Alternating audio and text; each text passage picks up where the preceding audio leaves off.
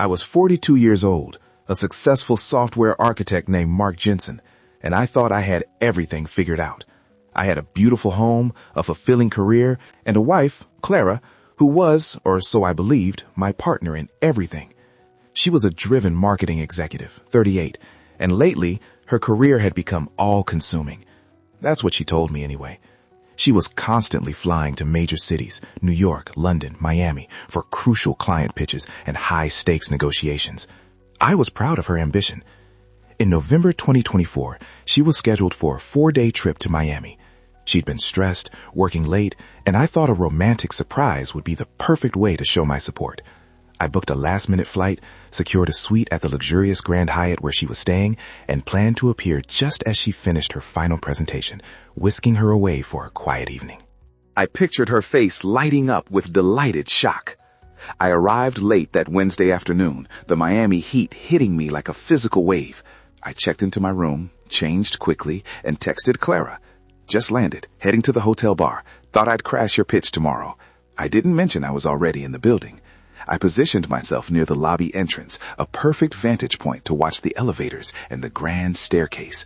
My heart was thumping with anticipation, ready for the big reveal. But the surprise was all mine. Instead of seeing my slightly frazzled business casual wife emerging from a conference room, I watched Clara descend the sweeping marble staircase. She wasn't tired. She wasn't stressed. She was radiant, dressed in a shimmering gold cocktail dress I'd never seen before, looking like she was walking the red carpet at Cannes. And she wasn't alone. She was holding hands with Julian Vance. Julian Vance. The name alone carries weight. A notorious, publicly recognized trillionaire known for his aggressive acquisitions and his revolving door of impossibly glamorous companions. He was older, maybe 60, impeccably tailored, and he looked at Clara with an ownership that chilled me to the bone. They weren't just walking, they were gliding, oblivious to the world, exiting through the heavy glass doors toward a waiting black sedan. The delighted shock I had anticipated on Clara's face was replaced by a cold, immediate realization in my own mind. This wasn't a business trip. This wasn't a pitch. This was something calculated. The intimacy, the lack of haste, the sheer display of wealth surrounding them, it all screamed premeditation. My blood ran cold, but my mind, the architect part of my brain that builds complex systems and anticipates failure modes, suddenly went into overdrive. I didn't feel rage yet. I felt the awful, sinking clarity that I wasn't witnessing simple infidelity. I was witnessing the execution of a financial plan. I pulled back into the shadow of a large palm planter, my phone still clutched in my hand, the unsent text message to Clara now a cruel joke. I watched the black sedan pull away, Vance's hand resting casually on Clara's knee through the tinted glass. I didn't move for 5 minutes. I wasn't just betrayed, I was targeted. I knew somehow that this was not about romance, it was about my money. I had to understand the mechanics of this deception before I could even begin to address the emotional devastation. My spontaneity had accidentally exposed a hidden system, and now I needed to document its vulnerabilities before the system administrator, Clara, knew I was watching. The shock of seeing them together was paralyzing, but what came next was the auditory proof that shifted my focus entirely from heartbreak to self-preservation. As they paused briefly by the curb, waiting for the valet to confirm the car was ready, I was close enough to catch a snippet of their conversation, carried by the humid Miami air. Clara was smiling up at Vance, her hand still linked through his arm. Vance, in a low, confident rumble that still echoes in my memory, said, "Don't worry, my team ensured everything is locked down. It's all set for the 5-year mark. The prenup loophole is solid. You just need to follow the script for 2 more months." The 5-year mark. Our 5th wedding anniversary was exactly 10 weeks away. The prenup loophole. We had a standard prenuptial agreement that protected most of my premarital assets, including the bulk of my stock options and my personal inheritance. but it contained a clause that significantly increased the spousal support and division of accrued community property if the marriage lasted exactly 5 years or more. Clara, the successful marketing executive, had been asking strangely specific questions about that clause over the last few months, framing it as just curious about future planning. I had dismissed it as her usual financial diligence. Now those words, 5-year mark and prenup loophole, slammed together in my brain like cymbals. This wasn't a fling that turned serious. This was a calculated scheme, timed precisely to maximize her financial gain from our divorce. Vance wasn't just her lover. He was her financial partner in deceit, providing the legal and financial expertise to execute the attack. The realization was sickening. Clara hadn't been focusing on her career. She had been focusing on the expiration date of my financial security. The love, the trust, the life we built, it was all a meticulously planned countdown to a payday. I knew instinctively that confronting her now would be disastrous. She would deny everything, cry betrayal, and immediately initiate the legal process, giving her control of the narrative and the timeline. I, Mark Jensen, the software architect, would be left scrambling to defend against a well-funded, professionally advised financial attack. I couldn't afford to be the emotional victim. I had to become the strategic observer. I crept back through the lobby, avoided the front desk, and walked straight out the back exit, hailing a cab to the airport. I didn't pack my bags. I didn't even go back to the room I paid for. I just left Miami, flying home that same night. Clara was due back in 48 hours, and I needed every second of that time to build my defense system. My internal conflict was brutal. The man who loved her wanted to call her and scream, demanding to know how she could destroy 8 years of life for a loophole. But the strategist, the architect, knew that screaming would cost me millions. I had to choose my assets over my anguish, at least for the moment. The foundation of our marriage was a lie, and I was going to document every single supporting beam of that deception. And that was just the first lie I uncovered. If you want to hear how deep this conspiracy went, and trust me, it went deep, hit that subscribe button, because what came next turned my entire world upside down. I needed to know the full scope of her plan before she returned home, before she could initiate the first step of her exit strategy. The moment I landed back in our city, I didn't go home. I drove straight to the office of the most highly recommended divorce attorney specializing in high asset protection, a woman known for her surgical precision against financial misconduct. Her first piece of advice was simple and terrifying. Secure your digital environment immediately, Mark. They always use the shared devices. I followed her instructions to the letter. I had to maintain the facade of the trusting, slightly dull husband. When I finally walked into our quiet, empty house, I felt like a spy infiltrating my own life. My first target was the shared desktop computer in our home office. Clara was meticulous about her passwords, but I knew her habits. The password for her encrypted documents folder was Clara's mother's birthday, a detail I knew. Inside, I found not just professional files, but a folder labeled, innocently enough, Q4 Projections. I opened it. The first file was a detailed spreadsheet titled Exit Strategy, 5.0 Year Target. My hands were shaking, but my focus was absolute. This wasn't just infidelity. This was financial warfare, meticulously documented. The spreadsheet contained a complete breakdown of our joint and individual assets, projected values post-anniversary, and, most damningly, a column detailing the estimated alimony payout based on the prenup loophole. It was a cold, cruel ledger of my ruin. It was impossible to process the emotional weight of this discovery in real time. The betrayal was so profound, so absolute, that it numbed the pain, allowing the strategic part of my brain to take over. I immediately copied the entire folder to a secure, encrypted drive I had purchased on the way home. Next, I contacted P.I. Gary, a discreet investigator recommended by my attorney. I tasked him specifically with tracking Clara's movements when she was supposedly on business trips, focusing on any interaction with Julian Vance and documenting the residences they shared. I needed irrefutable, contextual evidence that her trips were purely personal and financial, not professional. Finally, I set the trap for the conversations I knew were coming. In our shared home office, disguised perfectly as a generic charging block, I installed a small voice-activated recorder. I needed to know not just what she was doing, but what she was saying about it.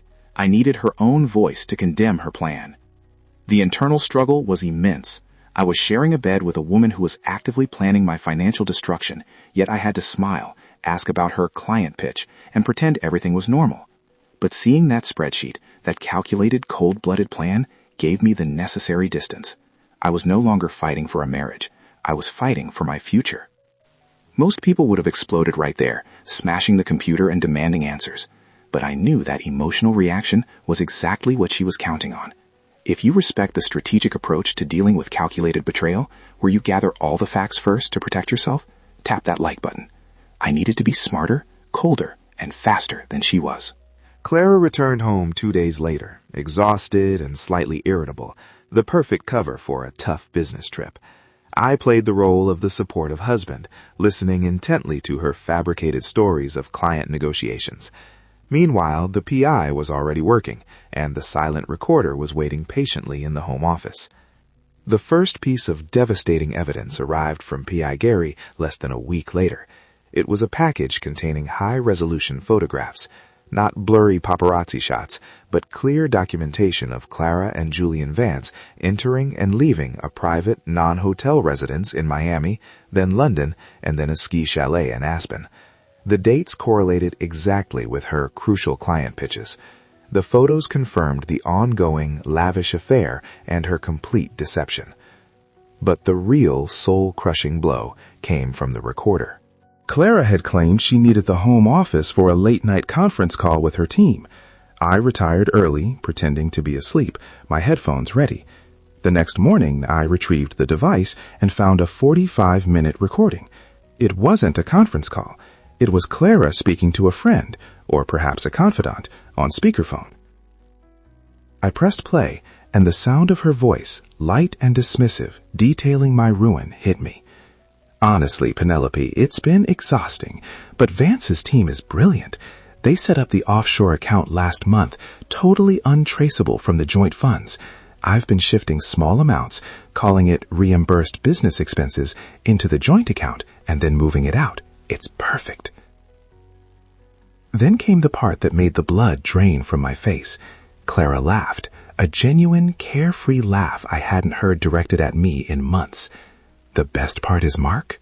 He's so sweet and trusting. He thinks I'm the biggest career woman since Sheryl Sandberg. He even helped me prep my fake pitch decks before I left. He'll never see the emotional distress claim coming, especially after the 5-year mark. We hit that, I file, and I walk away with the house, half his 401k, and a nice alimony payment to hold me over until Vance and I are ready to go public. It's a flawless exit strategy. The casual cruelty, the calculated malice in her voice, it shattered the last vestiges of my emotional attachment to her. It wasn't just that she cheated. It was that she viewed my trust as a vulnerability to be exploited, and she took pleasure in the deception. She wasn't an unhappy wife. She was a predator. I listened to the recording 3 times, not for confirmation, but to internalize the data. This recording provided irrefutable evidence of premeditation, fraud, and a clear intent to mislead the court through a false emotional distress claim. This transformed the entire legal landscape. I immediately contacted my attorney and introduced her to forensic accountant Miss Chen, a specialist in white-collar financial crime. I provided Miss Chen with the exit strategy spreadsheet and the full audio recording. "Mark," my attorney said, her voice grave, "this changes everything. This isn't just a high-asset divorce. This is provable financial misconduct and fraud. We aren't defending against a standard claim. We are prosecuting a scheme. We file first, citing the premeditation and the asset diversion. We preempt her entire strategy."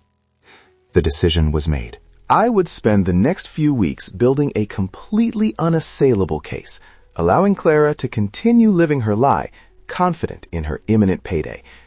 I was no longer Mark Jensen, the betrayed husband. I was Mark Jensen, the architect of a controlled counter-operation. That moment when everything clicks into place and you realize the full, awful scope of the deception. The laughter about your trust is what burns the deepest. Drop a comment if you've experienced that awful clarity when betrayal stops being about emotion and starts about cold, hard numbers. I needed to know I wasn't alone in facing this level of calculated malice. With Miss Chen and my attorney now working in tandem, the strategic counterplanning began in earnest. The objective was simple. File first, present overwhelming evidence of financial misconduct, and secure my assets before Clara could execute her 5-year plan. Ms. Chen, with her surgical precision, analyzed the exit strategy spreadsheet against our actual bank statements. She identified the small suspicious transfers Clara had been making, funneling money into accounts that, according to the recording, were set up by Vance's team, likely offshore and designed to evade detection. The legal strategy was clear. We would use the recording as the centerpiece. It proved intent. It proved premeditation. It proved she was actively shifting assets and planning to defraud the court with a false emotional distress claim. My attorney explained that under our state's law, evidence of such financial opportunism and misconduct could negate the very terms of the prenup loophole that Clara and Vance were relying on, potentially disqualifying her from significant alimony and limiting her claim to only true marital property. Acting swiftly and silently, I followed my attorney's instructions to protect my personal wealth. My most substantial assets, my substantial 401k, accumulated over 2 decades as a software architect, and my personal inheritance from my grandmother were quietly moved into legally protected, irrevocable trust accounts. The timing was critical. We had to do this before the divorce papers were served, ensuring she couldn't freeze those assets once the process started. I became an actor in my own home. Clara would return from her trips, filled with false confidence, often talking about how close she was to landing the deal of a lifetime.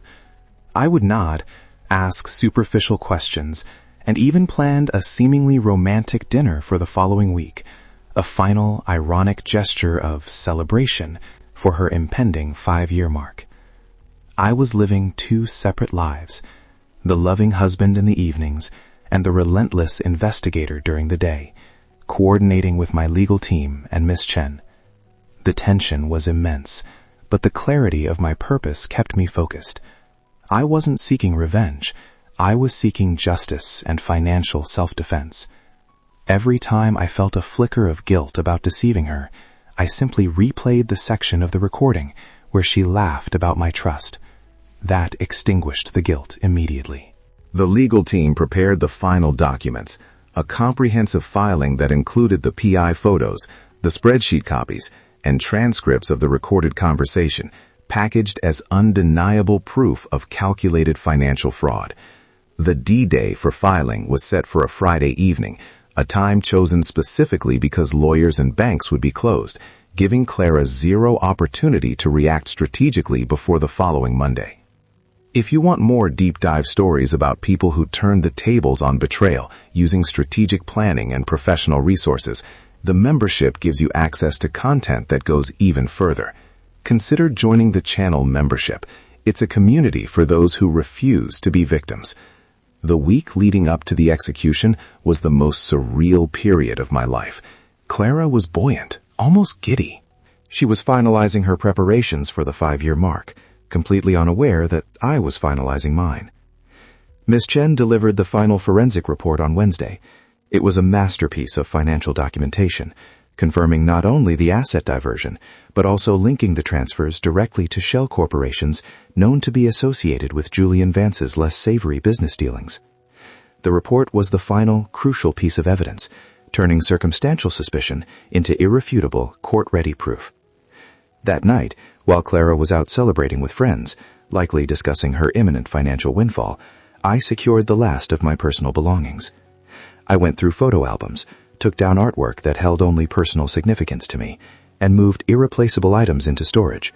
I wasn't just securing assets. I was securing my memories, separating my past from the fraud she represented.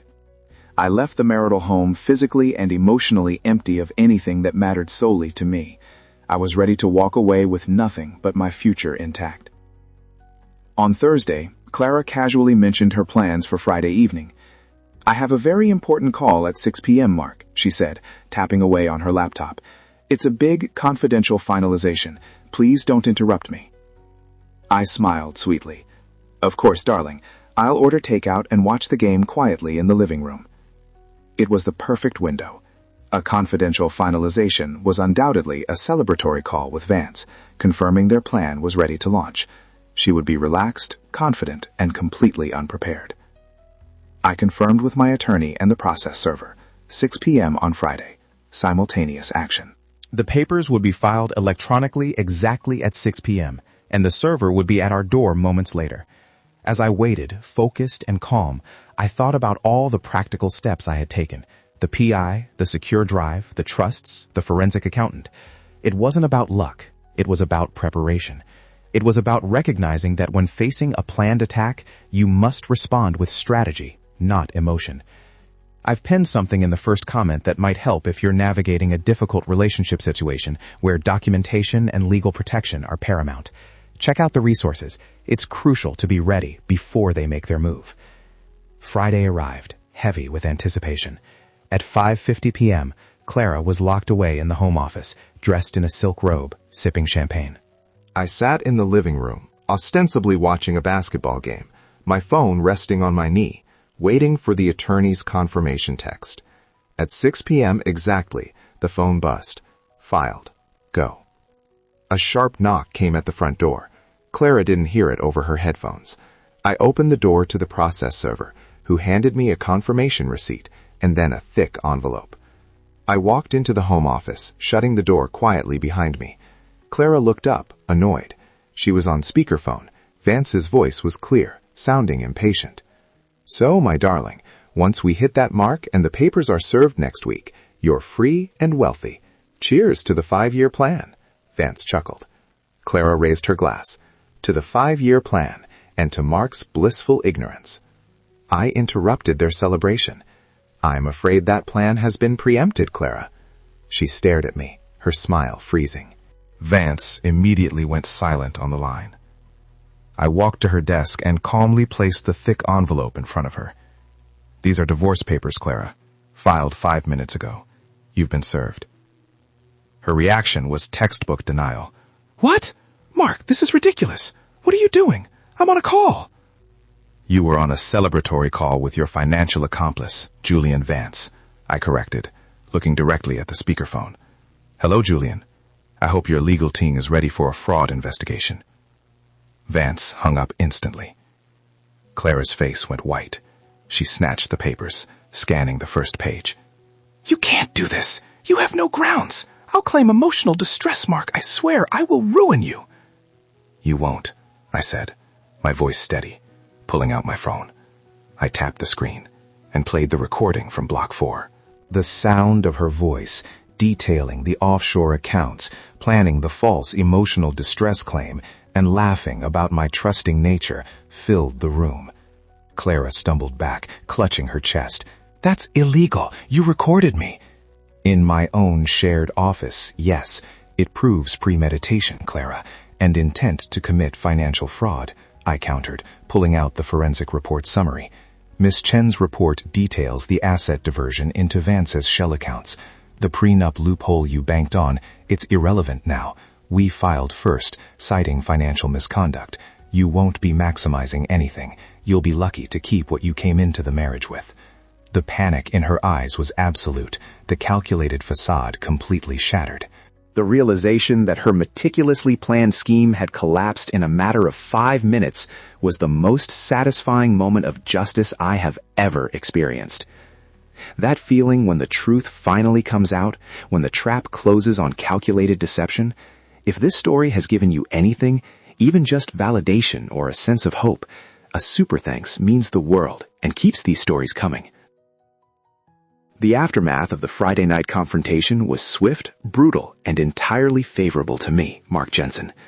Clara's initial reaction was hysterical rage, followed by frantic calls to her own attorney, who, upon reviewing the evidence package, the recording, the spreadsheet, the forensic report, immediately advised her to stand down and settle.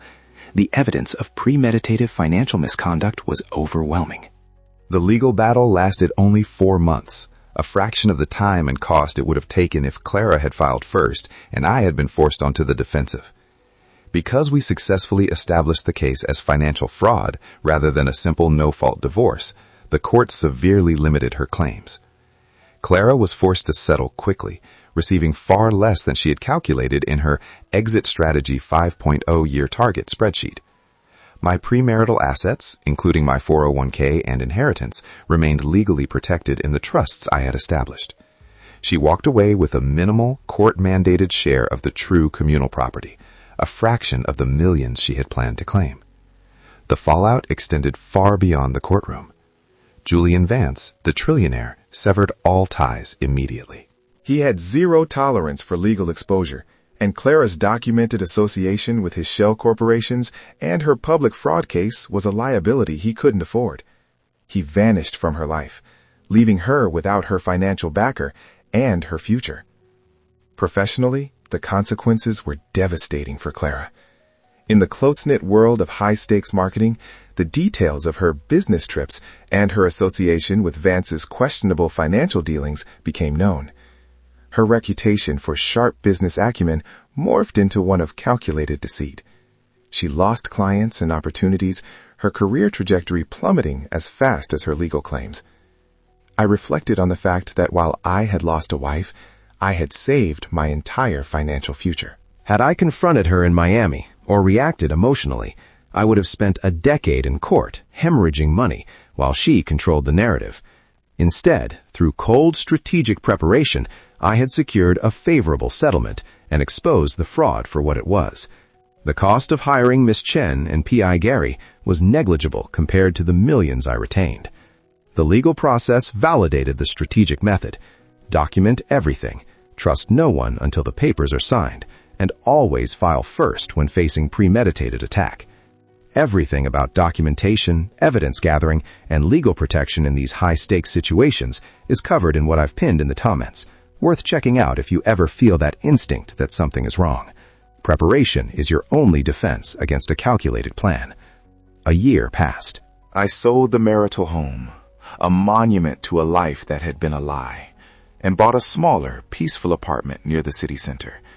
I focused intensely on my career, thriving in the intellectual challenge of building new software systems, a welcome distraction from the emotional chaos I had navigated.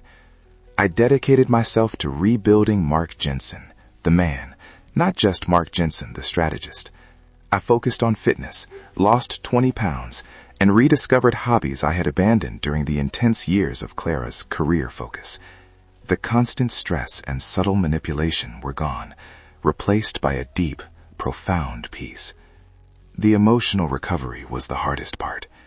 Realizing the person you loved was a calculated fraud is a unique kind of pain. It's not just grief, it's the erasure of your reality. There were days I felt the weight of that betrayal, the sheer audacity of her deceit. But I harbored no desire for revenge against Clara. I didn't need it. Her own actions and the consequences I set in motion were sufficient. My satisfaction came from knowing that I maintained control and dignity throughout the entire process. I didn't beg, I didn't rage, and I didn't compromise my principles. I acted decisively and professionally, turning her weapon against her. I've established new, non-negotiable boundaries regarding trust and transparency in all my relationships, professional and personal. I learned that trust is earned, not given, and transparency, especially regarding finances, is the bedrock of any genuine partnership. I realized that the subtle red flags I had ignored, the excessive secrecy, the sudden, intense focus on the 5-year mark, were all signals of the impending attack. I am financially secure, emotionally healing, and fundamentally stronger. The betrayal didn't break me. It forced me to evolve into a person who understands the true value of self-protection and strategic vigilance. I survived the calculated deception and emerged intact. Stories like this, of people who survived devastating betrayal and came out stronger, saving themselves from financial ruin, they matter. They provide validation and a playbook for others facing similar calculated attacks. If this one mattered to you, a super thanks keeps them coming, supporting the platform that shares these crucial lessons. The essence of my revelation was this. The betrayal wasn't about love, nor was it a spontaneous mistake. It was about money. It was a premeditated business decision where I was the asset to be liquidated. I learned that when facing a calculated deception, you must match their strategy with superior strategy.